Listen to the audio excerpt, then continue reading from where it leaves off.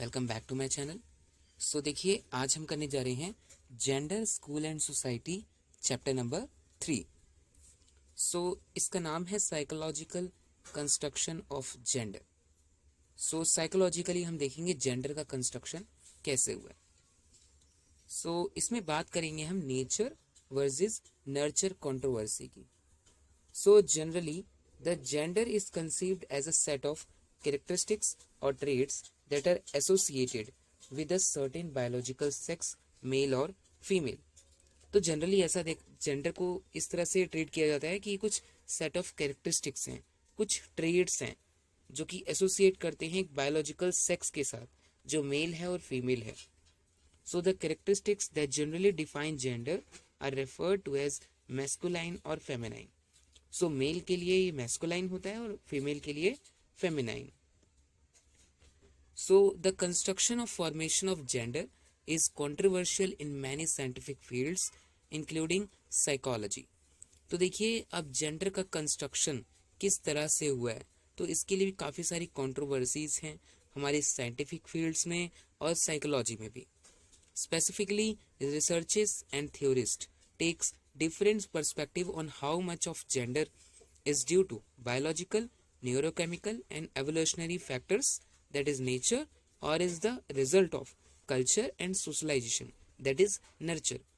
तो देखिए, अब बहुत सारी रिसर्चेस ये दावा करती हैं कि जो जेंडर है वो नेचर से कंक्लूड हुआ है, और कुछ थ्योरिस्ट का मानना ऐसा भी है कि ये नर्चर से बना है। देखिए, नेचर में क्या क्या आ जाता है आपका बायोलॉजिकल, जो जेंडर बायोलॉजिकल सेक्स होता है, जो न्यूरोकेमिकल और एवोल्यूशनरी फैक्टर्स, ये सारी चीज़ें हम नेचर के अंडर काउंट करते हैं।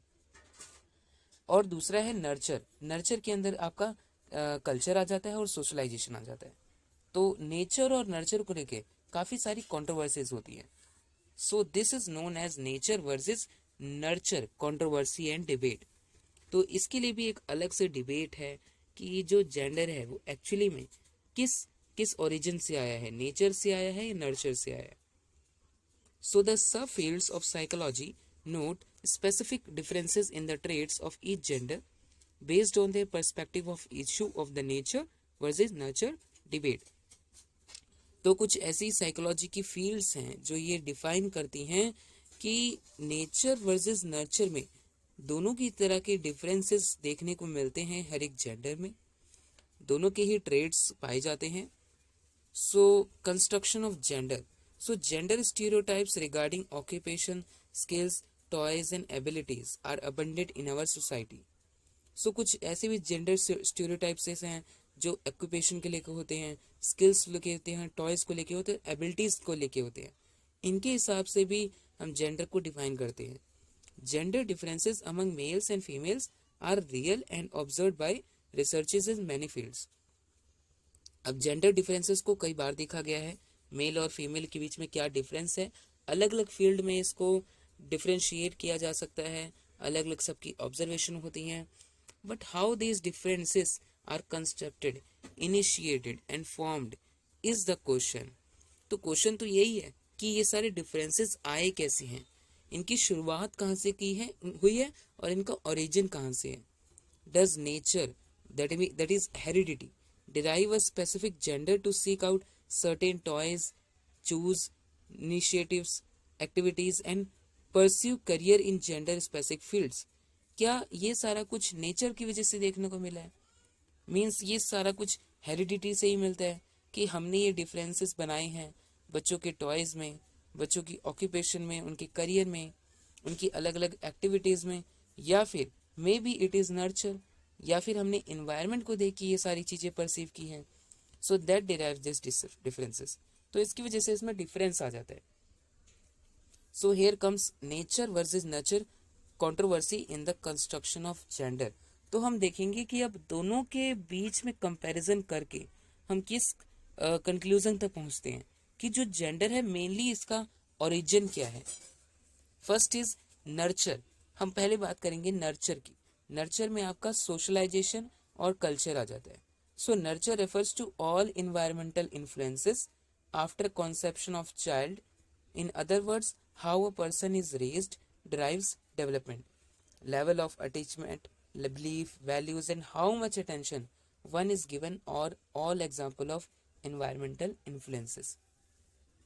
देखिए इन्वायरमेंटल फैक्टर की जब हम बात करते हैं ना, तो हम इस तरह से देखते हैं कि बच्चे का पालन पोषण किस तरह से हुआ है, बच्चे को किस इन्वायरमेंट में बड़ा किया गया है, उसको किस तरह से इन्वायरमेंट दिया गया है, बच्चे की किस तरह से दूसरे के साथ रिलेशन था, उसकी अटैचमेंट कैसी थी, उसके बिलीव्स, वैल्यूज और कितनी अटेंशन दी गई उसके पालन पोषण में, उसको बड़ा करने में, ये सारी चीजें हमारे नर्चर के अंदर आ जाती हैं, हमारे इन्वायरमेंटल फैक्टर्स के अंदर आ जाती है. So in almost every culture and society there are practices that promote gender specific behaviour by the process of socialisation. देखिए हर एक कल्चर में, हर एक सोसाइटी में ये ऑब्जर्व किया जाता है कि ये सारी जो जेंडर स्पेसिफिक बिहेवियर है ये हमारे सोशलाइजेशन का ही एक प्रोसेस होती है. So this fosters that behaviour which are more appropriate for males and others are more appropriate for females. तो इसी तरह से जब बच्चे का सोशलाइजेशन होता है तो बच्चे को ये पता लगता है कि उसके लिए, या वो मेल है उसके लिए क्या ठीक है, और अगर वो फीमेल है तो उसके लिए क्या ठीक है. So the supporters of this view admits that society and culture is the construct of gender. तो जो नर्चर के सपोर्टर हैं वो ये मानते हैं कि जो सोसाइटी है और वो कल्चर है वो कंस्ट्रक्ट करती है जेंडर की डेफिनेशन को. नेक्स्ट हम बात करते हैं nature means heredity which is related to biological differences. So nature or heredity refers to traits that are inherited or genetic. तो ऐसे कुछ traits, ऐसे कुछ characteristics जो बच्चों में inherited होते हैं और genetic होते हैं, उनको उनके पेरेंट्स से मिलते हैं. So it is a fact that directly or indirectly most of the aspects of human development are initially driven by the person's genetic makeup. तो कुछ ऐसे ट्रेट्स हैं, ये माना जाता है कि बच्चे के अंदर कुछ ऐसी क्वालिटीज हैं जो उसको जेनेटिकली मिलती हैं, मीन्स उसके पेरेंट्स से. Hair colour, eye colour, skin type and some other physical characteristics are derived directly from our genetic makeup. तो बालों का कलर कैसा होगा, आइज का कलर कैसा होगा, स्किन की कैसी टाइप होगी, ये सारे कुछ ऐसे फिजिकल कैरेक्टरिस्टिक्स हैं जो जेनेटिकली आते हैं, बच्चों को पेरेंट्स से ही मिलती है. Our predisposition to respond in particular way are driven by genetics. तो हम ये भी मानते हैं कुछ क्वालिटीज जो हैंगी वो जेनेटिकली आती हैं, पेरेंट्स से आती हैं, जीन्स के थ्रू आती है. So researches agrees that heredity determines psychological and psychological differences in males and females. तो रिसर्चर्स ने यही एग्री किया है कि हेरिडिटी भी डिटरमाइन करती है कि बच्चे के अंदर फिजियोलॉजिकल और साइकोलॉजिकल डिफरेंसेस क्या होंगे according to males and females. Some of these differences are present at birth.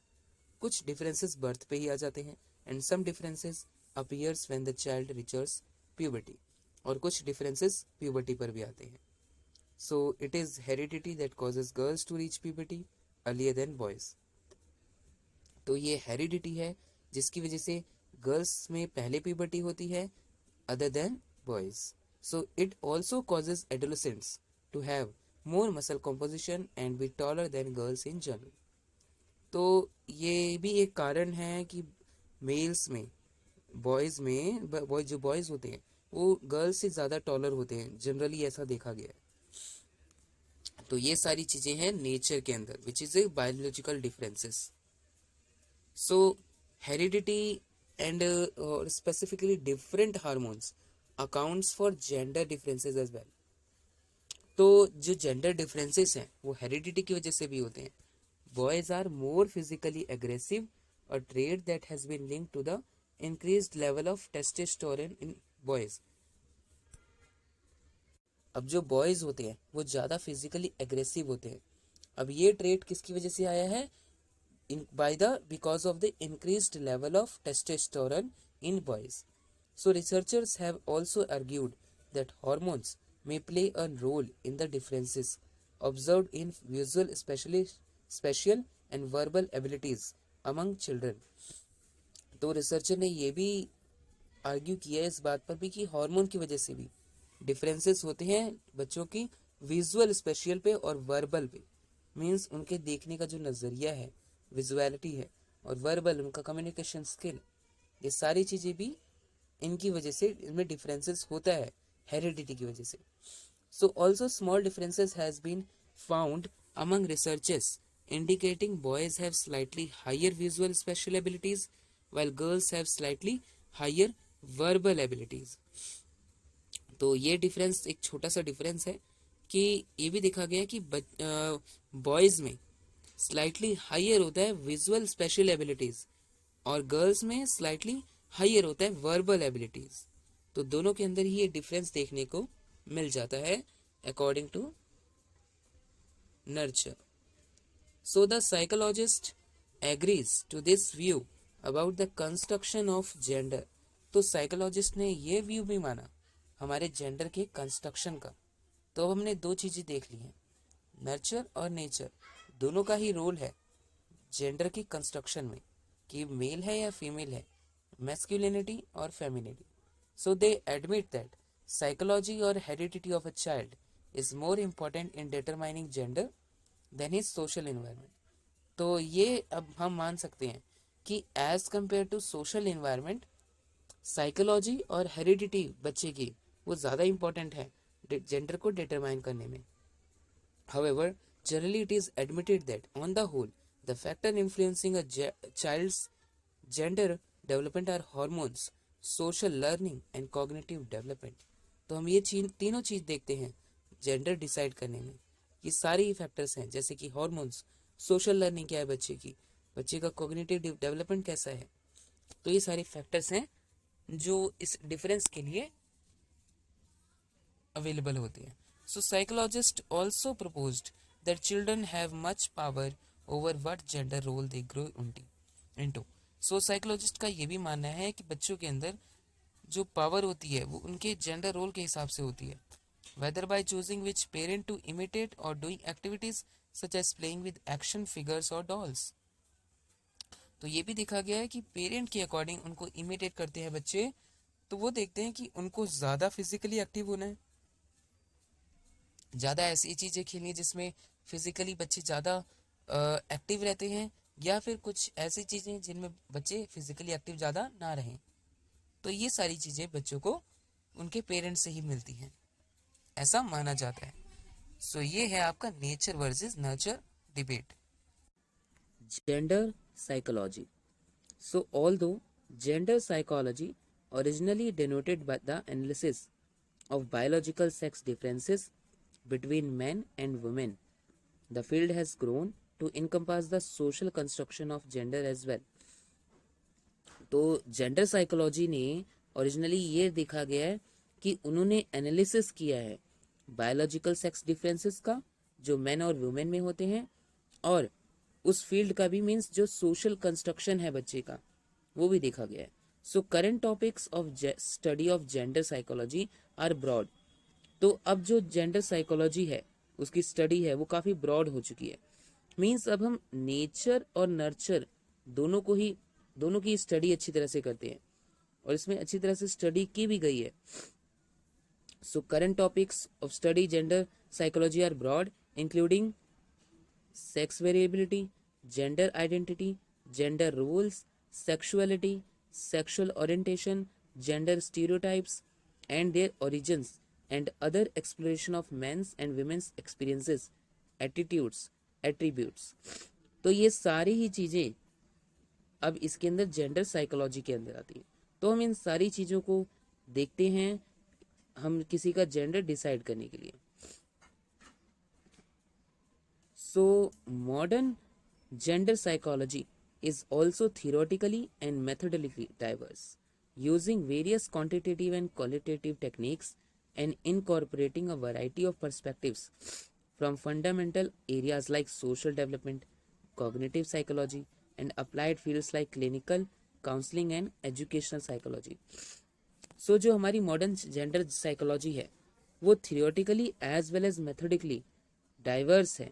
Means वो अलग अलग तरह के क्वांटिटेटिव एस्पेक्ट्स टेक्निक्स और क्वालिटेटिव एस्पेक्ट्स और टेक्निक्स और भी तरह की जो एक्टिविटीज़ हैं, पर्सपेक्टिव्स हैं और कुछ ऐसे एरियाज हैं जो जिससे कि जेंडर डिटरमाइन हो सकता है, जैसे कि social development, cognitive psychology, applied field जैसे कि क्लिनिकल काउंसलिंग, एजुकेशनल साइकोलॉजी। तो ये सारी चीज़ों को जेंडर डिफरेंस के लिए कवर किया गया है। सो जेंडर इज साइकोलॉजिकल कंस्ट्रक्टर। तो जेंडर क्या है? एक साइकोलॉजिकल कंस्ट्रक्टेड है, ये हमने पहले भी देखा है। सो gender psychology contradicts the view that gender is only socially constructed. तो जो आपका ये वाला टॉपिक है जेंडर इज साइकोलॉजिकल कंस्ट्रक्टेड, इसने ये माना है कि जो जेंडर है वो सोशली ही नहीं साइकोलॉजिकली भी डेवलप हुआ है। However gender is psychological constructed and can be explain scientifically. तो जेंडर है जो वो साइकोलॉजिकल कंस्ट्रक्ट किया गया है और इसे हम साइंटिफिकली एक्सप्लेन कर सकते हैं। So this also creates confusion about the construction and nature of gender and needs scientific study। तो इसकी वजह से भी काफी कंफ्यूजन होती है इसके कंस्ट्रक्शन में और इसके नेचर में, तो इसलिए इसे साइंटिफिक स्टडी की जरूरत है। सो it is often heard that gender is socially constructed. ऐसा तो ज्यादातर सुना गया है कि जो जेंडर है वो सोशली कंस्ट्रक्ट हुआ है। According to this view there is a difference between sex and gender. तो इसके अकॉर्डिंग सेक्स और जेंडर को दोनों को अलग अलग रखा गया है, मीन्स दोनों के बीच में डिफरेंस है। हमने देखा था जो सेक्स है वो बायोलॉजिकल है, लेकिन जो जेंडर है वो सोशली कंस्ट्रक्टेड है। Sex is biological while gender is psychological, social और cultural. So a person's gender can be different from person sex. तो किसी भी एक इंडिविजुअल का जो जेंडर है वो सेक्स से अलग हो सकता है। जैसे किसी का अगर सेक्स एक्स है, एक्स है मीन्स वो फीमेल है, सो हम उसको जेंडर में, अगर हम जेंडर में काउंट करते हैं तो उसको हम मैस्कुलिनिटी में भी देख सकते हैं। मीन्स ये चीज डिफरेंस हो सकता है। और अगर दूसरी तरफ ऐसा भी देखते हैं, अगर कोई मेल है मीन्स एक्स वाई है, तो उसका क्या होगा? वो फेमिनिटी में भी जा सकता है, मीन्स फेमिनिटी जेंडर भी हो सकता है उसका। तो इसके लिए इसलिए हम इस कंक्लूजन पे पहुंचते हैं कि जो जेंडर है वो सोशली कंस्ट्रक्टेड है इस सेंस में, unlike biological sex. Means sex के ऑपोजिट भी हो सकता है। सो gender is a product of society. तो जेंडर क्या है? सोसाइटी का एक प्रोडक्ट है। If society determines what is masculine और feminine, then society can change what is considered masculine, feminine or anything in between। तो अगर सोसाइटी डिसाइड करती है कि मैस्कुलाइन क्या है और फेमिनाइन क्या है, तो वो कुछ भी डिसाइड कर सकती है कि मैस्कुलाइन की डेफिनेशन क्या है और फेमिनाइन की डेफिनेशन क्या है, और भी कुछ हो सकता है। So no one needs to be tagged into fixed genders categories. हम जेंडर को भी फिक्स नहीं कर सकते हैं कि वो मैस्कुलाइन होगा फेमिनाइन होगा, कोई ऐसे हमारे पास ट्रेड्स नहीं है। इसलिए हम इसके लिए दोनों के लिए ही जो डेफिनेशंस है वो अलग अलग कल्चर में अलग अलग हो सकती हैं, सोसाइटी में अलग अलग हो सकती हैं। So any individual is free to identify their gender as they see fit. तो कोई भी एक इंडिविजुअल फ्री होता है अपने जेंडर को डिसाइड करने में जिस तरह से वो फिट हो सके। Next, psychological viewpoint. So, according to psychological viewpoint, babies are born with brains already wired up in gender specific way। तो अब साइकोलॉजिकल व्यू पॉइंट क्या है कि जो बच्चे हैं वो अपने ब्रेन के साथ ही जन्म होता है उनका, और उसमें ये जेंडर स्पेसिफिक वे होता है पहले से।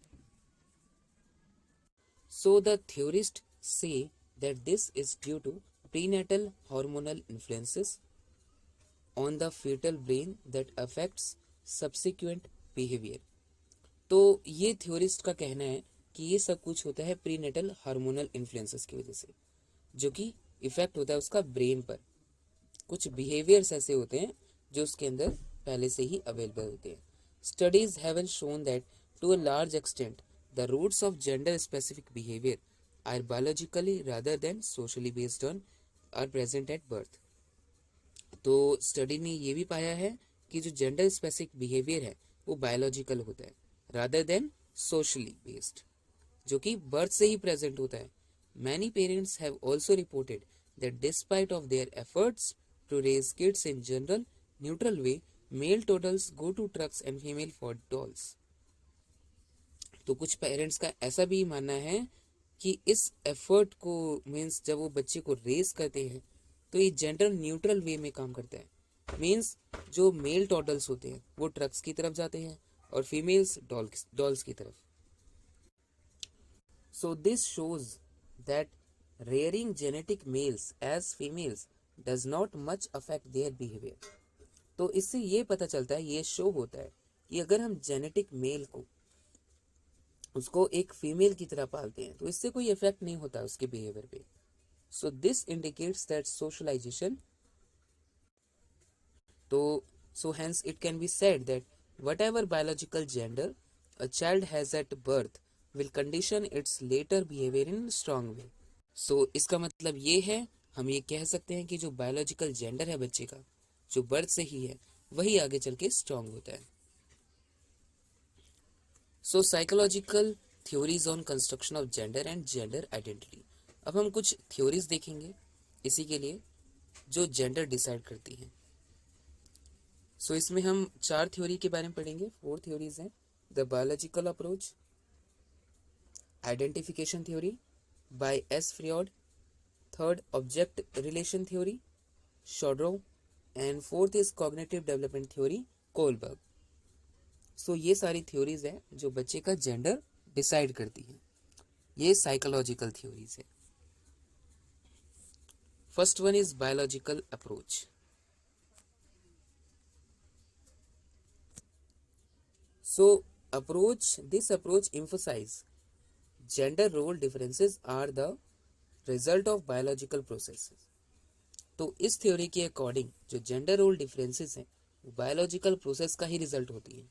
सो human beings there are 23 pairs of chromosome. अब ह्यूमन बींग्स में 23 पेयर्स होते हैं क्रोमोसोम के। 23rd pair of chromosome is called sex chromosome.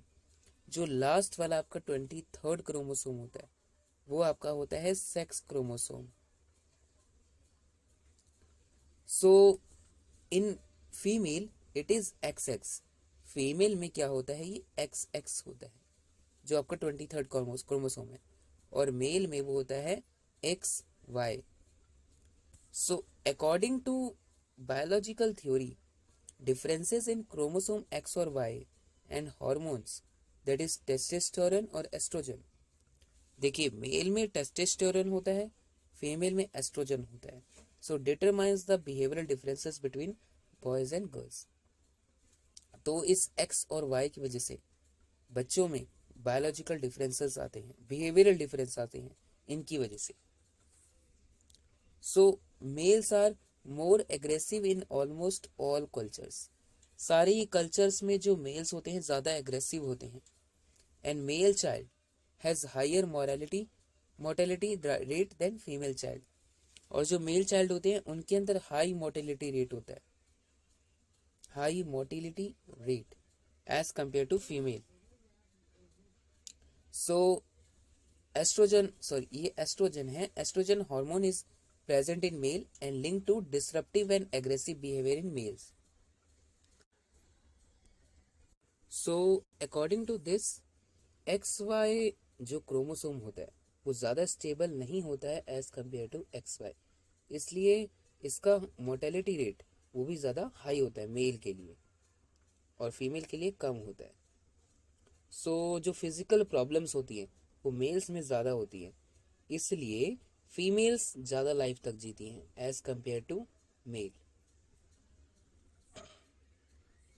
So differences in brain, biologically men's left side of brain is more developed, that is responsible for conventionally logical thoughts, abstract and analytical thinking. अब brain में difference होने के कारण जो man का जो left side का brain होता है, लेफ्ट साइड, वो ज़्यादा डेवलप होता है और इसकी वजह से जो लॉजिकल थॉट है, एब्स्ट्रैक्ट और एनालिटिकल थिंकिंग है, वो होती है। एंड वुमेन के केस में women's right side of the brain is more developed. Women का राइट साइड ब्रेन ज़्यादा एक्टिव होता है, that is responsible for imaginative, artistic activity, holistic and intuitive thinking, visual and spatial task. तो women's का right side brain ज़्यादा develop हुआ होता है, जो इमेजिनेशन, आर्टिस्टिक एक्टिविटी और होलिस्टिक और इनिट्यूटिव थिंकिंग, जो विजुअल और स्पेशल टास्क है, ये सारी चीज़ें ज़्यादा डेवलप होती हैं फीमेल्स में। तो ये है brain difference. So this biological approach attributes the development of gender roles to biological processes but also acknowledge the importance of cultural differences, cognitive processes and sex stereotypes। तो इसकी वजह से हमने ये जो सारी चीज़ें पढ़ी हैं, ये है आपका जेंडर डिफरेंस। इसकी वजह से जो जेंडर है बायोलॉजिकल प्रोसेस है। नेक्स्ट है psycho analytic theory. So these theory are based on S. Freud's views which focuses on child's observation about their genitals। तो ये थ्योरी एस फ्रेड्स ने दी थी। उनका ये मानना था कि बच्चों के जो ऑब्जर्वेशन है उनके जेनिटल्स के लिए वो ज़्यादा फोकस करते हैं इस बात पर।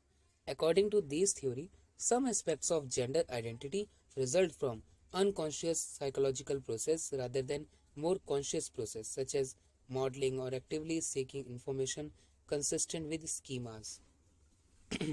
तो उनका ये मानना है कि कुछ ऐसे एस्पेक्ट्स जो जेंडर आइडेंटिटी के रिजल्ट्स होते हैं, जैसे कि अनकॉन्शियस साइकोलॉजिकल प्रोसेसेस, तो इसके ऑपोजिट साइड में कॉन्शियस प्रोसेस को ना देखकर अनकॉन्शियस साइकोलॉजिकल प्रोसेसेस हैं, जैसे कि मॉडलिंग हो गया, actively seeking information consistent with schemas, जो स्कीमा से रिलेटेड होते हैं। ये सारा कुछ साइको एनालिटिक थ्योरीज में आता है। Next, identification theory.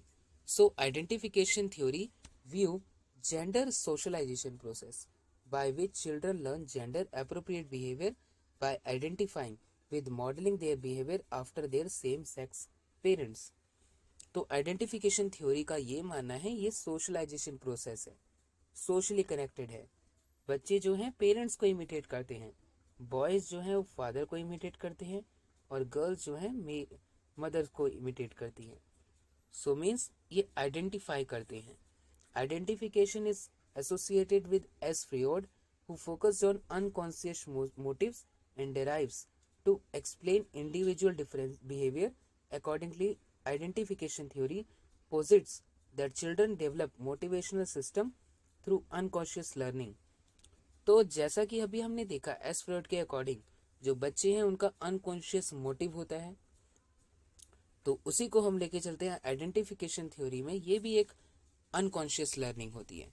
Behaviour, feelings and attitudes all form इनवॉलंटरीली।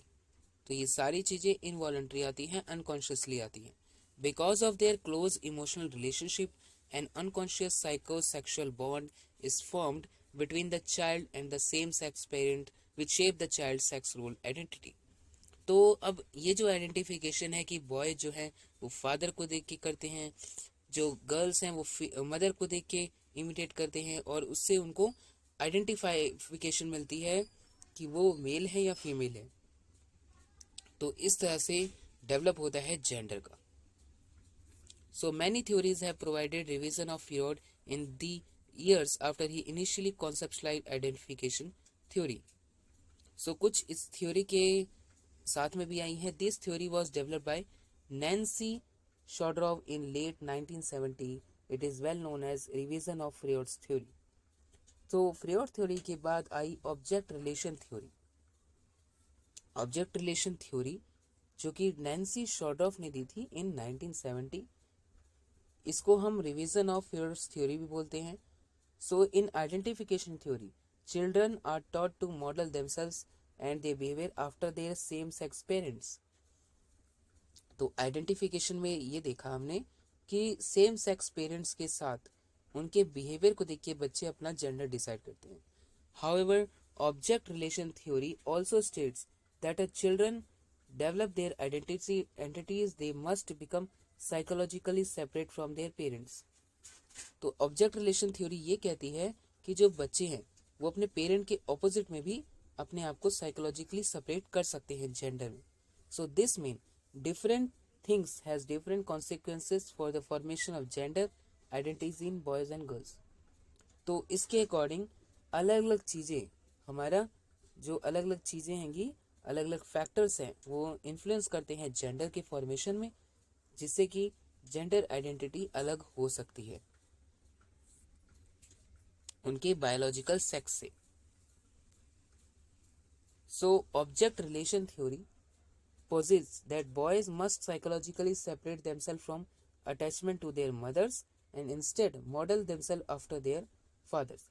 Fathers often spend a lot of time away from their houses, so boys develop personalities that are more detached from others and oriented inward.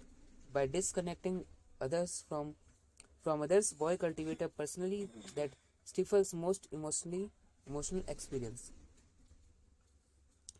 तो object relation theory के according जो boys हैं वो psychologically separate होते हैं attachment से अपनी mother से.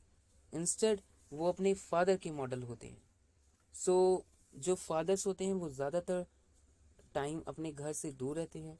सो इसके लिए जो बॉयज़ हैं उनके अंदर कुछ पर्सनैलिटी डेवलप होती हैं जो कि ज़्यादातर डिटैच्ड होती हैं उनसे, मीन्स उनके फादर से अलग होती हैं. मीन्स क्योंकि जो मदर्स होती हैं ज़्यादातर बच्चे के साथ होती हैं, इसलिए कुछ इमोशनल एक्सपीरियंसेस हैं जो इस जेंडर को डेवलप करते हैं.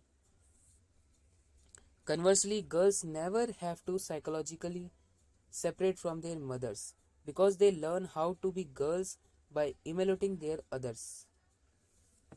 तो जो गर्ल्स होती है वो कभी भी साइकोलॉजिकल सेपरेट नहीं होती अपने मदर से, क्योंकि उनको यही सिखाया जाता है उनको कैसे गर्ल्स होना है. Mothers often have close attachment to others, so girls develop personalities that are more attached to and oriented towards other. तो गर्ल्स के अंदर कुछ ऐसी क्वालिटीज़ आती हैं जो उनसे अलग होती हैं, दूसरों से अलग होती हैं. Through modelling girls develop nurturing behaviours and the psychological capabilities necessary for mothering. तो उनके अंदर कुछ ऐसी साइकोलॉजिकल कैपेबिलिटीज आती हैं जो कि मदरिंग के लिए इम्पॉर्टेंट होती हैं. So short of object relation theory provide a socially inform perspective. So इस थ्योरी के according, short of object relation theory के अकॉर्डिंग जो जेंडर है वो सोशली इन्फॉर्म्ड हुआ है. मीन्स जो जेंडर आइडेंटिटीज़ हैं वो बच्चे को डिवीज़न ऑफ लेबर से मिलती हैं in the world of work and family. Next is cognitive development theory by Kohlberg. So cognitive development theory is another psychological theory on gender identity development propagated by Kohlberg in 1966. तो जो cognitive development theory है वो एक psychological theory है जो कि gender identity development पर base है, और इसको इसकी स्टार्टिंग किसने की थी? कोलबर्ग ने in 1966. So this suggest that there are critical events that have a lasting effects on gender identity development, but they are cognitive rather than psychosexual in origin.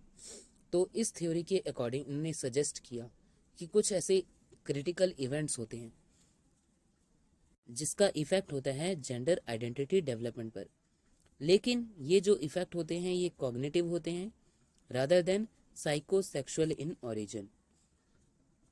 So unlike N identification psychoanalytical theory, according to this theory the development of gender identity comes before rather than follows from identification with the same sex parents.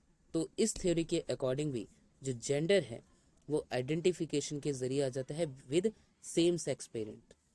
Once a child's gender identity becomes established, the self is then motivated to display gender congruent attitudes and behaviours well before same sex modelling takes hold. तो एक बार बच्चे का अगर gender identity establish हो जाता है, उसके बाद वो खुद ही मोटिवेट होते हैं और खुद ही से डिस्प्ले करने लगते हैं अपने जेंडर कॉग्निटिव कॉन्ग्रुएंट एटीट्यूड्स को, उनके बिहेवियर्स को उसी के according, well before same sex modelling. So same sex modelling simply moves the process along. तो जैसे जैसे प्रोसेस चलता जाता है, उनके अंदर का जो बिहेवियर है और एटीट्यूड है वो उसके अकॉर्डिंग चेंज होता है। 2 stages of gender identity according to Kohlberg. इसके 2 स्टेजेस हैं। First is acquiring a fixed identity, second is establishing gender identity constancy. So the first stage begins with the child's identification as male or female when hearing the label boy or girl applied to its the self। तो पहला stage तो बच्चे की identification होती है उनके female या mail से, जब उनको लेबल किया जाता है कि वो बॉय है या गर्ल है। By about age 3 the child can apply the appropriate gender label to the self। और इसके साथ ही बच्चा खुद से ही अपने आप को लेबल करता है कि वो मेल है या फीमेल है। This is when gender identity become fixed. और इधर से बच्चे की जो जेंडर आइडेंटिटी है वो फिक्स हो जाती है। By about age 4 these gender labels are appropriately applied to others. तो 4 एज तक जो जेंडर लेबल्स हैं वो दूसरे के साथ भी अप्लाइड हो जाते हैं। विद इन अ ईयर और 2 the child reaches the second critical phase of gender constituency. तो 2 या 2 से ज़्यादा साल में जो बच्चा है अपने सेकंड क्रिटिकल फेज में पहुंच जाता है उसकी जेंडर कॉन्स्टेंसी में। This is the child's recognition that his or her gender will not change despite his or her change in outward appearance और एज। तो इधर बच्चे को ये रिकॉग्नाइज हो जाता है कि अब उसका जो जेंडर है वो चेंज नहीं होगा, रादर देन आउटवर्ड अपीयरेंस या फिर age. So this is all about psychological construction of gender.